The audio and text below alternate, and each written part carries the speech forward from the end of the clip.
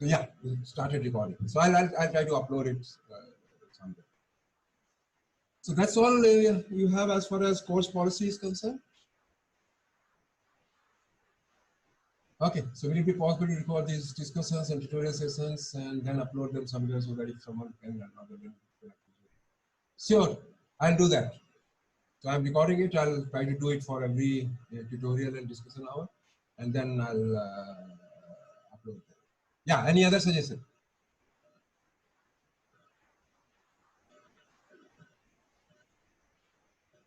That's all?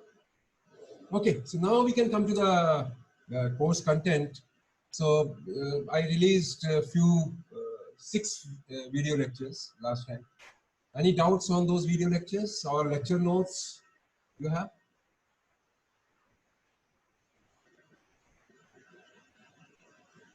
Yeah, anybody? Sir? Yeah. Sir, after the Jensen's inequality in result 1, sir, the notation are not clear to me. Sir, What is that? Can you just read it so that I understand which result you're talking about? This in the lecture notes or you're talking about sir, from video lectures. video lectures? Okay. So, Sir, in the result 1, we are taking delta 1. We are considering delta 1 to be expectation of delta naught a conditional x to whole conditional sufficient statistics. right. So, Sir, we are considering it or we are finding it from some derivation. the idea is, let me tell you, if you recall your last course, you must have done Rao-Blackwell theorem, Yes, sir. right? Now, what does Rao-Blackwell theorem says? It says, of course, in last course, did you do these randomized estimators, or you only studied non-randomized estimators?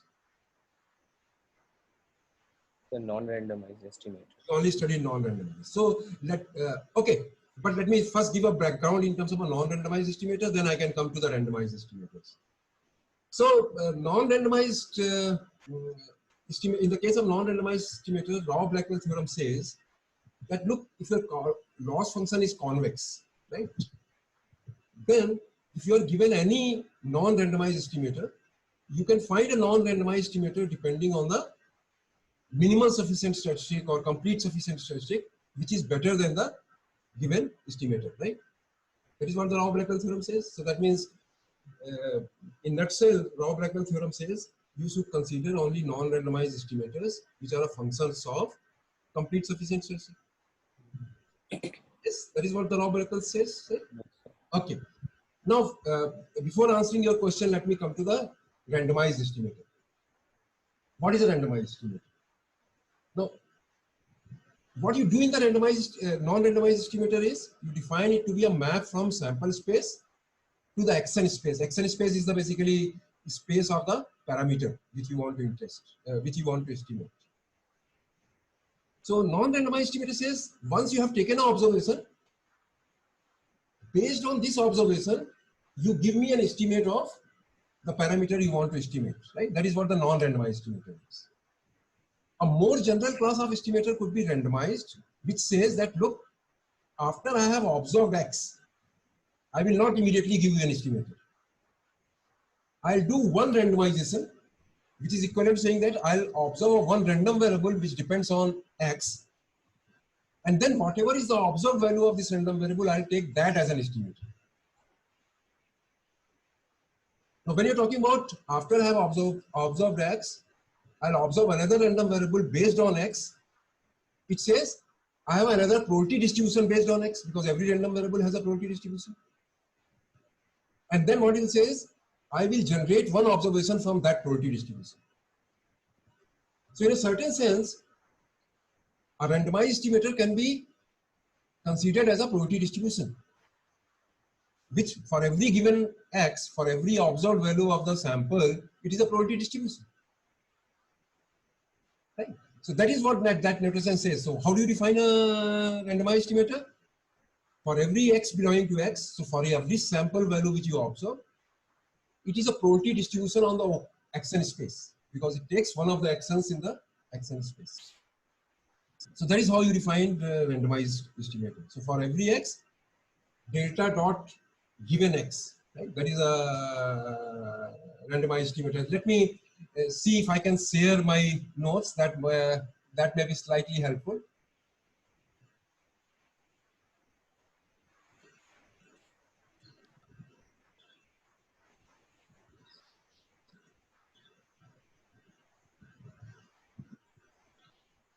This is in lecture notes, module 3, or let me see.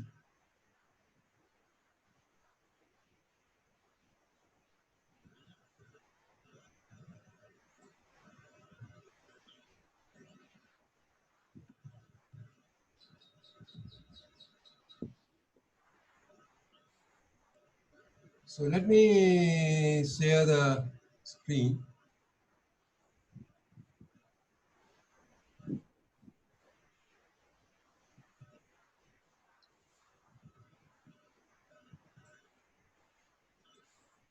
Can you see the notes?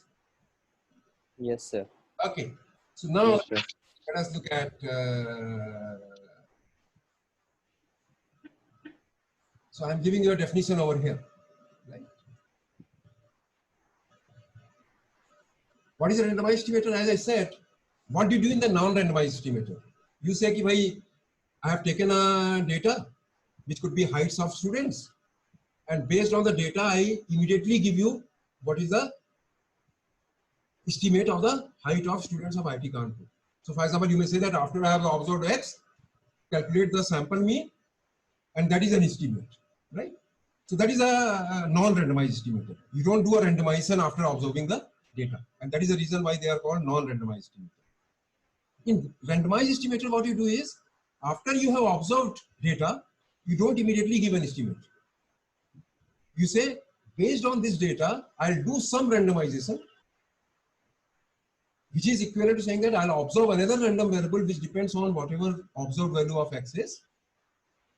And then whatever I observe, that value of random variable, that I'll take as an estimate. Let us look at, possibly you're not so familiar with randomized estimators in the estimation, but randomized tests you are familiar with. Let us look at when you do the testing in the binomial case, right? What does the Neyman-Pearson lemma says? If it is simple versus simple, it says reject H0 with probability 1 if X is greater than C, right? If X is less than C, phi is 0. But if X is equal to C, it is gamma. What does that mean? That is what your test is done. You must have done it have you done this test of this type or not in your last course? Yes, sir. Because to achieve that size, you have to do phi x equal to gamma if X equal to C. So what does that mean? When you're saying phi x is gamma if X equal to C, what does that mean? That means I'll reject H0 with probability gamma if I observe the value of X equal to C. So this is a randomized test. Why? Because after you have observed X, depending on what X you get, you generate another random variable. So if, for example, if X is greater than C, your random variable is degenerate. Right? With probability 1, it is taking value 1. If it is less than C, you always reject H0. So it is degenerate. There is no anything. But if you observe X equal to C, then it says you do a randomization, which is in terms of tossing a coin, which has a probability of head as gamma and probability of tail as 1 minus gamma.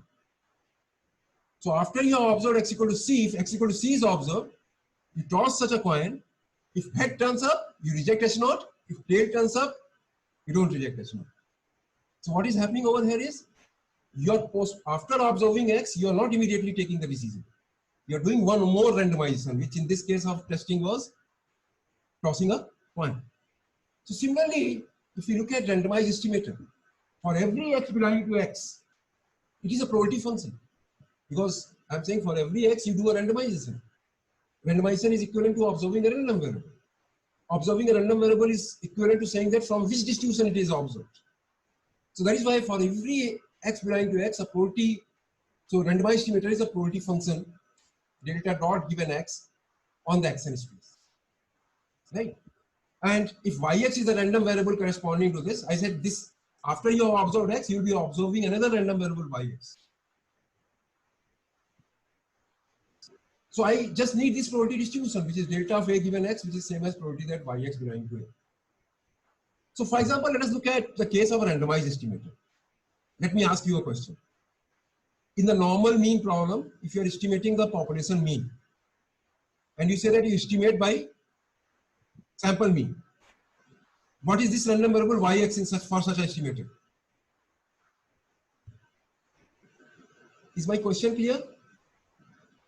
I'm saying I am considering estimators in a general form. So any estimator should be particular case of my definition, right? I'm saying my definition says that my definition of an estimator, which I'm calling as a randomized estimator, is that after you have observed the data X, you observe another random variable Y, which depends on what you have observed. So Y depends on what you have observed X.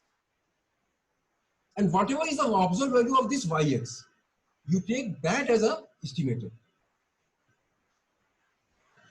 Now this Yx would have a probability distribution, some probability distribution, because once you are observing this will have a certain probability distribution. So equivalently you can say that your randomized estimator is Yx or its probability distribution, because if you know the probability distribution, you know what is the random variable corresponding to it.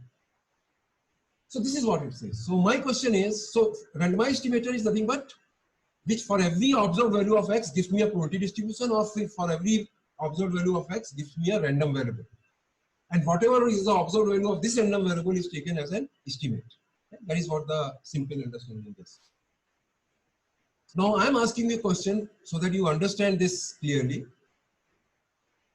You studied in your last course that if you are having a normal distribution and a sample x1, x2, xn, then x bar is the UMV, right?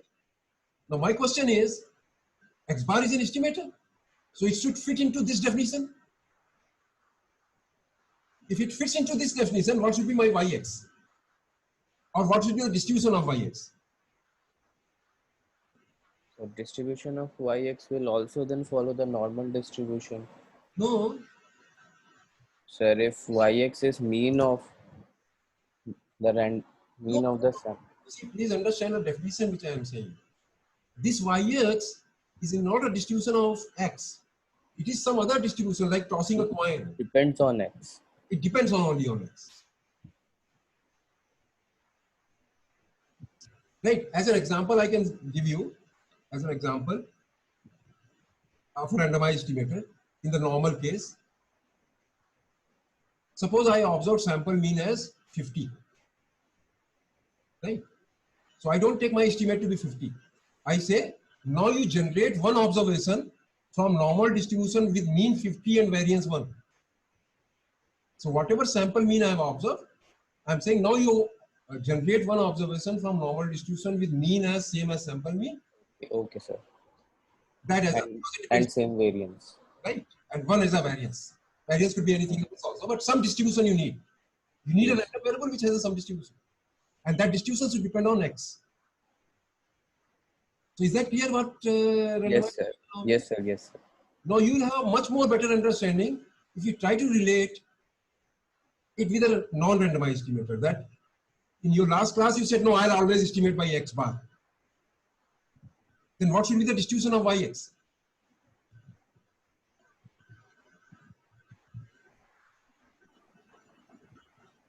It should be degenerate. Distribution probability that Yx equal to X bar is 1. Right? Because no further randomization is necessary. Did you get it or not? Yes, sir. Yes. If you take Yx to be degenerate random variable, degenerate means it takes only value 1 with probability 1. In last course, you said that after I have observed X, I will not do further randomization. I'll take my sample mean as the estimator. That estimator fits in over here. If I take my random variable Yx, which takes only one value, which is X bar with probability 1. So Yx is a random variable, which takes only one value, which is X bar with probability 1. That will give you the usual estimator. So is the difference between now randomized and non-randomized clear? Yes, sir. Non-randomized is a particular case of randomized estimator where distribution is degenerate. Degenerate means once you have observed X, it gives me a only function of X, which is which value, the value which it will take. Is that clear? Yes, sir. This non-randomized estimator says. A non-randomized estimator delta dot x is such that for each x belonging to x takes only 0 or 1 value. So that means what would be the distribution in case of non-randomized estimator x bar? Delta A given x would be 1 if x bar belongs to A and 0 otherwise. It is a degenerate random value. So it is what says. If probability that yx equal to ax is 1, then we may take it to estimate ax. Then we may take estimate to be ax. So the non-randomized estimator can be defined to be a function only from sample space to x. And that is why when you talk about non-randomized estimator, you only say delta x. Because it is only taking value delta x with probability 1. So let me summarize. So when you, in the last course, when you say that delta x is an estimator, it means your probability distribution is 1, which is degenerate at delta x. That means probability distribution gives whole weight to delta x. It's not randomized. Okay. So I gave you example over here, a randomized estimator. Let x bar be the sample mean and let x bar be the observed value of the sample mean. For given x belonging to x, I say that yx is normal x bar 1. So it says after you have observed the data, you observe random variable x from a normal distribution having mean same as the sample mean of observed sample and variance as 1. And whatever is the observed value of this yx, you take that as an estimator.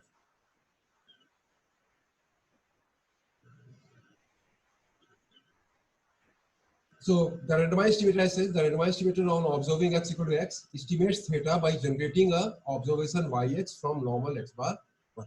So it does a further randomization after observing x. Is that okay? Sir. Yeah. Any doubt? Hello, sir. Yeah. Sir, there is a box. There is a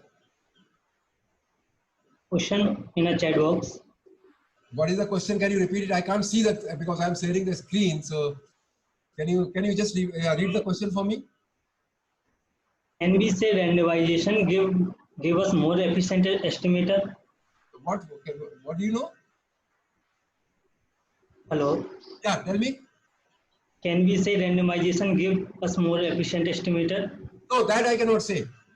That depends on the loss function which you are considering.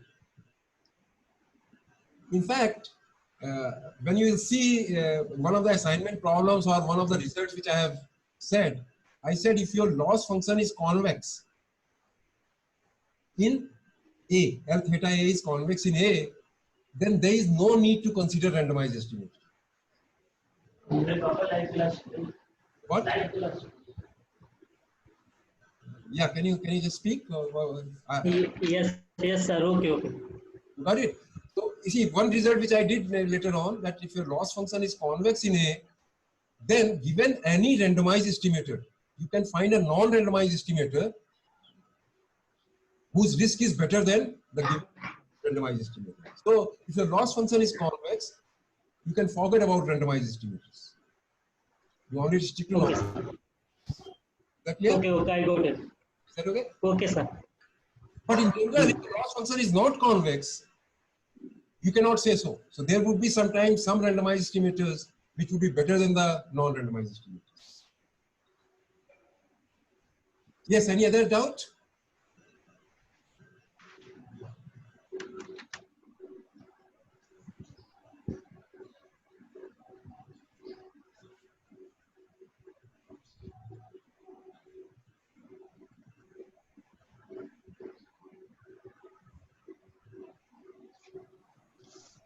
Sir, Yeah.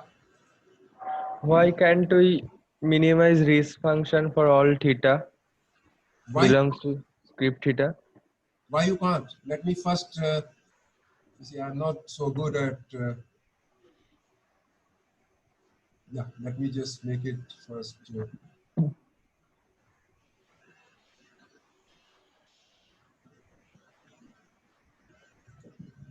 Yeah. So,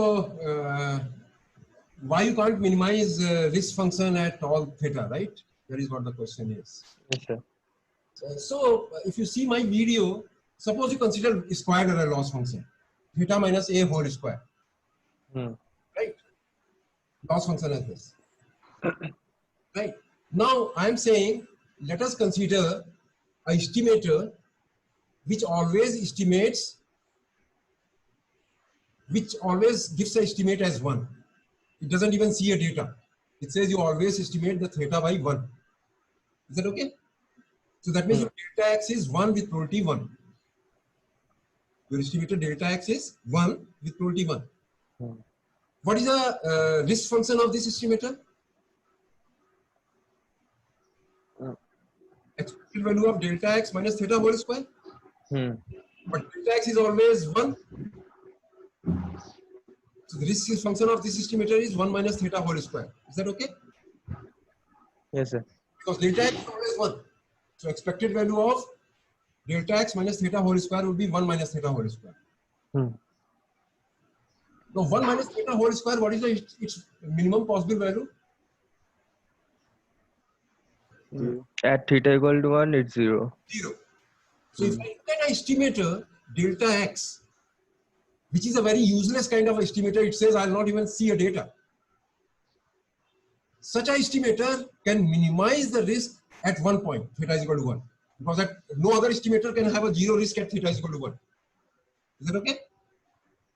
So theta is equal to 1, delta x equal to 1 minimizes the risk. Theta is equal to 2, the estimated delta x equal to 2 minimizes the risk. So if you have to minimize it all the thetas, you cannot have, because only one estimator is minimizing the risk at one point.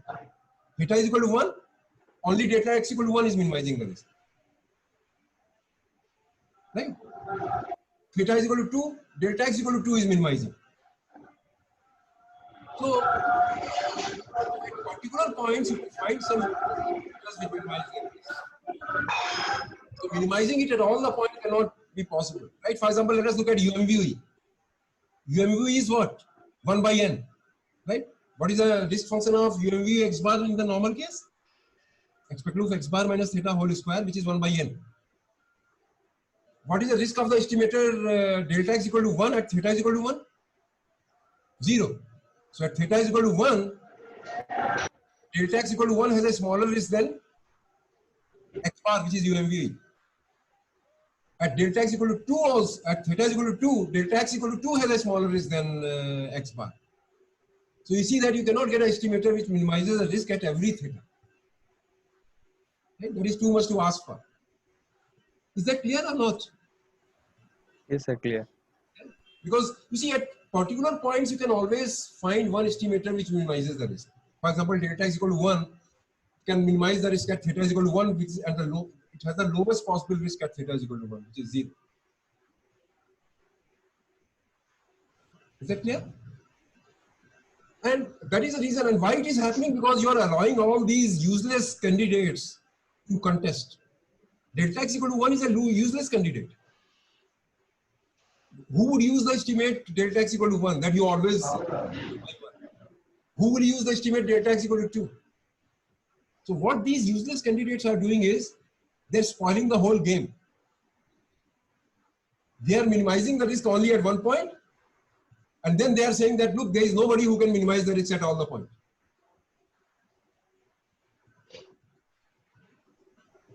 Is that okay? So, Yes, so then what is done is one tries to eliminate these useless estimators. And how does one try to eliminate these estimators? By imposing certain conditions. One condition which you studied in last course was unbiasedness. That look, I'll not consider all the estimators, because if you allow everybody to contend, there will be some these troublemakers like delta is equal to 1 and delta is equal to 2. They will not let me play the game. So I just get rid of them. And that you have gotten rid of them by imposing the criteria.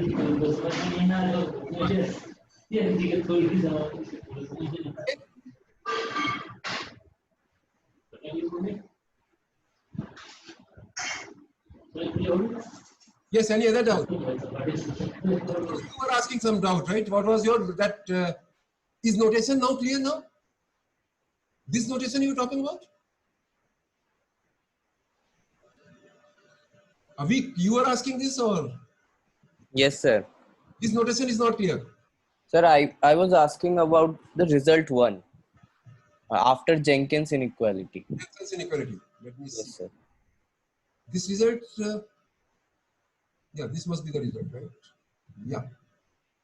A is a subset of Rk for any of belonging to a. LFA is convex function of A. Delta is a given randomized estimator with finite mean. Define delta 1x to be the mean of this distribution. Then L star f delta x is less than or equal to LF delta 1x. Is this the result? Sir, in the video lecture, the result one is different from this. What is the result? Can you just tell me what is? Sir, Oh, that is the randomized estimator. Okay. yes, sir. Yes, sir. So what it is doing it is, yeah, I got it. So so what it is saying is that look, you can that result doesn't assume loss function to be convex, right? Yes, sir. Doesn't assume loss. What it says is first let's try to understand what that result is trying to say. That result is saying that given any randomized estimator, you can find a randomized estimator based on a sufficient statistic whose risk function is same as that of a given estimator. That is what it is saying, right? Yes, sir. So how do you do that? You see, what is happening is when you are considering the risk function involves two randomization. One randomization is in terms of yx, and another randomization is in terms of x, because risk is an average risk, right? Yes, sir. So for example, when I'm talking about, first you talk about L star, which is the average of loss function over the randomized estimator, which is the probability distribution. Right? So these are average risks for a given x when randomization is done after observing x. Right? So this is respective average. So this or this depending on whether parametric or non-parametric. And then there is a second stage of randomization because your x itself is a random quantity. So you take expected value of this L star respect to x, and that becomes your risk function. Right? Now what that result is saying is, whatever this probability distribution is, delta A given x, you consider another probability distribution which is expected value of delta of A given x given Tx. Tx is a sufficient stress. You see, let us consider this delta Ax. These are some probability distribution Yes. for a given x. It depends on a random quantity x. So this I can, if I look at delta Ax, I can consider this as a function of x for a given a. Yes, sir. For a given a, it is a random variable as a function of x. Function of it. So what it says is, given delta Ax and given a sufficient statistic Tx, I create another probability distribution which I am calling as delta star A given x, which is nothing but expected value of delta Ax given the sufficient statistic Tx. Is that okay? Yes, sir. Given the sufficient statistic. Now, such a thing would be a probability distribution. Why? Because you can look at if f is a probability distribution, right? If f theta is a probability distribution and theta is a random variable, then expected value of f theta x is also a probability distribution. Yes, sir. Expectation taken respect to theta, because theta is a random variable. So here, for every x, delta Ax is a probability distribution. Probability distribution of the action space A. Yes, sir. What I am doing is I am taking expected value of delta Ax, where x is a random quantity. That would also be a probability distribution with respect to A, because you can see that f of minus infinity would be 0, f of plus infinity would be 1, would be monotonically increasing in A if it is a distribution function, if I consider this to be a distribution. Right? So expected value of a probability distribution is always a probability distribution. In particular, expected value of a distribution function is always a distribution function. See, there is a possibility that your distribution function is indexed by a parameter theta, which itself is a random variable. So you don't have one random variable, even distribution function, you have a family of distribution functions, where that index itself is a random variable.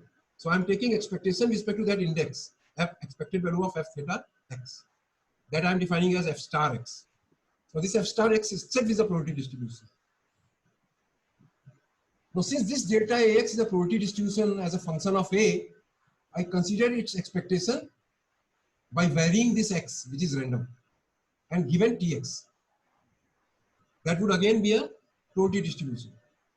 So given this, I get a probability distribution which only depends on Tx. And that result shows that such a probability distribution would have a same risk function as delta Ax. That is what it is. Okay. Yes, sir. So for better understanding, what you can do is I'll do that problem. So suppose let us look at you have a x1, x2, xn IID normal theta 1. You want to estimate theta, right? You want to estimate theta. So I give you a randomized estimator. My randomized estimator is equivalent to giving that random variable yx. So I'm giving your randomized estimator as yx as normal x11. x1 is the first observation. x1, x2, xn. In x1, x2, xn, x1 is the first observation. So my yx is normal x11. So can anybody explain what is my estimate? In practical, if you're a practitioner, I say my randomized estimator is normal x11. Can anyone tell what is the estimator? Yeah? Anybody? I've given a probability distribution. It says after you observe x, you generate one observation from normal x11. That is the estimator, right?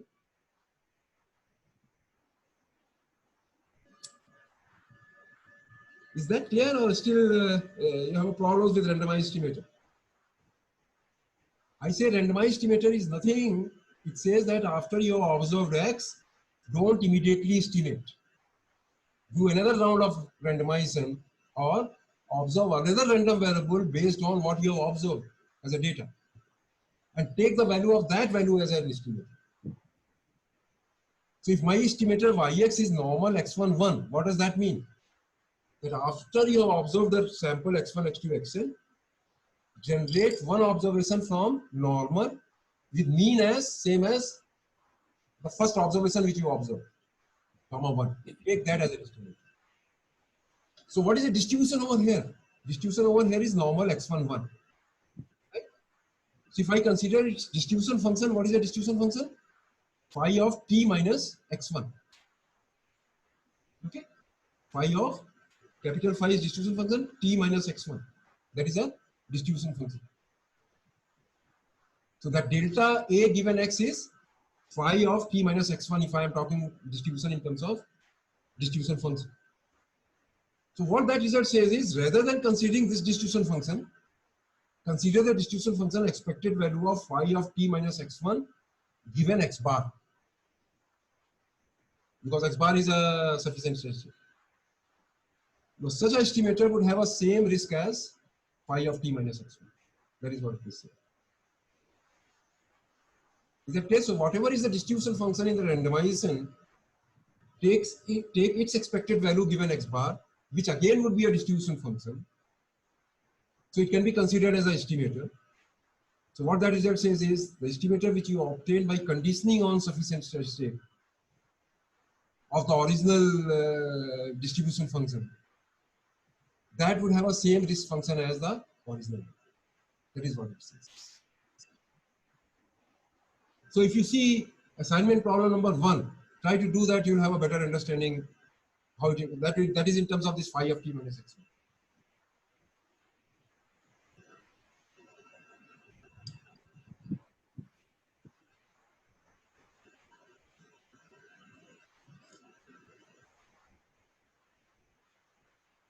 Yeah, any other doubt?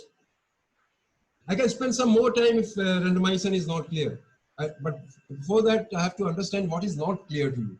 Because I think I have explained it in the simplest form, that what you do in estimation is, as you do in testing, especially in the discrete case, if x equal to c is observed, you don't immediately take the decision of rejecting S0 or not rejecting S0. It only says you reject S0 with probability gamma because phi x is gamma. What does that mean? That means you reject S0 with probability gamma if x is C is observed. Which is equivalent to saying that if x equal to C is observed, you toss a coin whose probability of head is gamma and probability of tail is 1 minus gamma. So, after you observe x equal to C, you toss a coin. If toss head turns up, you reject. Otherwise, you do not reject. So immediately after observing x, you are not taking the decision. So similarly, in the randomized estimator, immediately after observing the sample, you are not giving the estimate. It says, based on what you have observed, you observe another random variable. And whatever is the observed value of that random variable, that you take as an estimate. As I said, example could be, you have observed, let us say, you have observed a sample size of 3. X1 has 1.1, X2 has 1.5, and X3 has 1.9. Your estimator could be, after I have observed this, I take the sample mean of 1.1, 1.3, and 1.9, whatever that sample mean is, let us say 1.6. Based on, so that is my observation gave me sample mean as 1.6. Now based on this, I say generate one observation from normal distribution with mean as 1.6 and variance as 1. And take that as an estimate rather than immediately 1.6. So immediately taking 1.6 would have been a randomized estimator. Immediately after observing X, you give an estimate. You don't do further randomization. Yes, any other doubt or any doubt, if you have still doubt in this randomized estimator, please ask me. So, as I said, randomized estimator is equivalent to observing one random variable, another random variable before taking a decision, which depends on X. Or equivalently, because Yx will have a certain probability distribution, which is equivalent saying that after observing X, what is the probability distribution from which I should generate an observation, which gives me an estimate. So it is equivalent to saying that for every X, I have a probability distribution. Or for every X, I have a random variable Yx. If this Yx is degenerate random variable, you get a non-randomized estimate. Hello. Yeah. Sir, like you said, when the cost function is convex, we don't need to go for the non-randomized randomized estimator. Our non-randomized estimator will do the work. So, is there any theory or intuition behind it? What is the logic behind that? So, what does the convex function says? What does the Jensen's inequality says?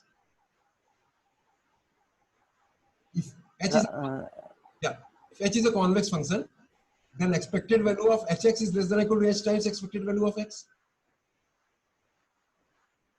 That is the Jensen, Yes, sir. right? Yes, sir. You have done it in other courses, right? That is what the Jensen's inequality says. Now let us look at this, right? Now, what should your intuition should say? It says after observing x, I am observing yx, and that is where the randomization is coming. One may say, sir, I am yx pe interested nahi hai. I am not interested in yx. I will use my estimator as mean of yx, expected value of yx. Now, if you use expected value of yx, it will only depend on x, because your expected value will not depend on any other randomization, because whatever randomization was there in yx, I have taken its mean. For example, in the case of that normal example which I was saying, that if you observe sample mean as x bar, your randomized estimator says that take one observation from normal distribution with mean as sample mean and variance as 1. I am saying no, I will not observe this one observation from such a distribution. I'll take the mean of such a distribution. And what is the mean of such a distribution? X bar only, right? Because you are generating one observation from. Such a estimator would be randomized. So one may say that, look, let me come to this result. Yeah. So one may say that, look, this was a probability distribution which you are using, right? Delta AX was a probability distribution you are using. I am saying, no, I will not consider this probability distribution, I will consider its mean, delta 1x. So by using this randomized estimator delta AX, I could get a non-randomized estimator, which is nothing but the mean of that randomized estimator. Right? Then it says L star of F delta, this would be 1x, Actually, this I have made it other way. It should be LF delta 1x should be less than or equal to LF delta x. It should be greater than or equal to actually. Yeah. Better would be write down this as greater than. And this follows from the Jensen's inequality only, because when you look at what is, let me see if I have given a proof. No, I have not given a proof, but let us look at what is L star F delta x. If random variable corresponding to this was yx, then this quantity was nothing but L expected value of L of yx, right? This is nothing but expected value of L of f of yx. Right? Because your A is a random variable, xn is a random variable, which is given by yx. So for a given x, L star f delta x is nothing but expected value of L of f of yx. But your L is convex in A, second argument. So expected value of L of f of yx would be greater than or equal to L of expected value of f of yx. Sorry, expected value of y of yx, which is nothing but delta 1x. So that is how you get this. It should be other way, greater than or equal. And then risk is further expected value of this. So this happens for every x. So risk happens. So I can pose you a question for an understanding of this. Again, come to that example. I think then I'll stop with that. x1, x2, xn is a random sample from normal theta 1. You have to estimate theta, right? I take loss function to be square error theta minus a whole square, which is convex in A, because a square minus 2a theta plus theta square, double derivative is 2 with respect to a, which is positive, so it is convex. So it is convex in A. My randomized estimator is, it says you generate one observations from normal x11, right? Yx is normal x11. That is what randomized estimator is. This result says you can find a non-randomized estimator which is better than this. So can you give me what would be a non-randomized estimator better than this estimator, which was normal x11? So that means what it was saying was, after you observe one sample, observe one observation from normal x11. So what should be the estimator better than this? The mean of such a distribution. Right? That is what it says. Delta 1x, take the mean. You randomized, the process of randomization was done through normal x11. It says don't do a randomization, take only its mean, which is x1. So delta 1x becomes in that example x1. And then you can see that risk of x1 is smaller than the risk of such an estimate. So what I would suggest is, after you have gone through, try to do those assignment problems. In one of the days, next week, we can discuss these assignment problems for better understanding of these concepts. Right? So I'll be releasing next set of videos this weekend. Try to go through these videos. This, if you have doubts, you can use the discussion forum of the platform. I'll try to answer to the extent, to your queries to the extent possible. You can write me an email. I'll try to respond through email as well, if it is possible. So, so that's all for today. And I feel that this was a very interactive session, although only 2 or 3 students asked questions. It would be useful if more students ask it, but even 2 or 3 is okay, because if some good questions are asked, finally everybody gets benefited. So this randomized estimator, as I understand, is slightly a new thing. It takes some time to digest it. But whatever I explained it today, try to digest it in the next few days. And if still you have a doubt, you can approach me. I can fix up a video call. I can fix up another Zoom meeting with another set of students and so on. But try to do it. But let me tell you, this randomized estimator would get over with just 1 or 2 lectures, because of that result, which says that if your loss function is convex, then given a randomized estimator, you can find a non-randomized estimator, which is mean of this idea. And this delta 1 is better than that. So that means you can always consider only non-randomized estimators. Okay, so that's all for today, and see you sometime next week. Thank you, sir. Okay, bye. Thank you, sir.